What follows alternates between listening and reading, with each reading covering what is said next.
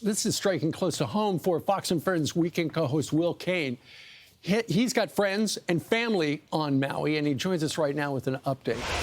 Will, you know, one of the things about this, everybody looks in, they think a beautiful vacation land. This Maui, not far from Lahaina, is where your family has had a place that the Cain family has visited for decades, and your mom's still out there. My mom is. I just left 2 weeks ago. We go there every summer as a family. My brothers, my sisters, my extended family. And then I have an extended family of people I'm not related to that I've known there for years and years. And my mom is still there. Yeah, Steve, there's no power in West Maui, but she is safe. We have spoken to her. It's hard to get through. The cell service is down. It's really hard to relay how isolated this paradise is. There's one highway in and out.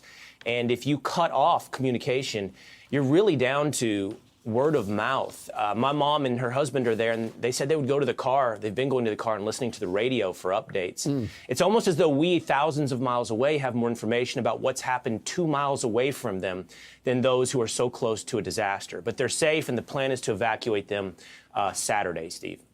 I've been reading that certain places in Maui, around where your mom is in Lahaina, grocery stores have nothing. Restaurants, if they're still standing, have nothing. Gas stations out of gas. It's a desperate situation. And when people think Hawaii, they think that is one of the most beautiful spots on Earth. And it was until about 3 days ago.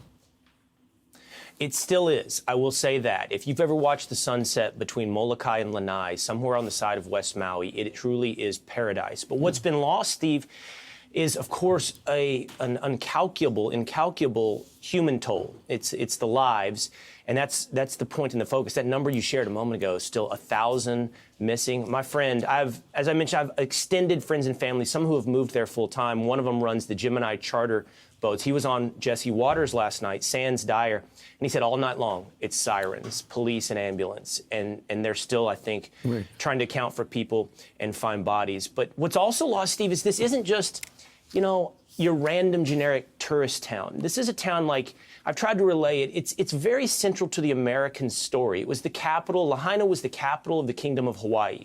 It became the center point of American missionaries, building churches that are over 200 years old, bringing the word of God to Hawaii.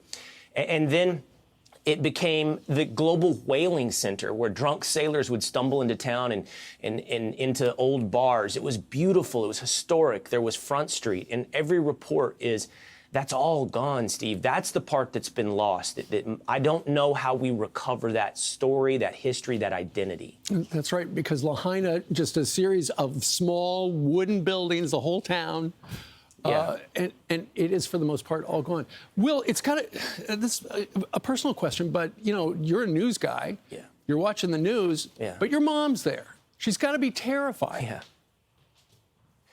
Yeah, you know, I think for those of us who were far away, we were almost more terrified than they were. It's interesting, everyone that I've spoken to, I'm going to give you twofold. I feel like for some that are at the center of a disaster, it's almost as though you hit a calm or you lose a little perspective because you're so deep and close to it, where those of us on the outside get some of these images that they're not seeing. Right. That being said, other of my friends who have ventured closer to Lahaina have said they've used words like war zone, like a bomb has dropped.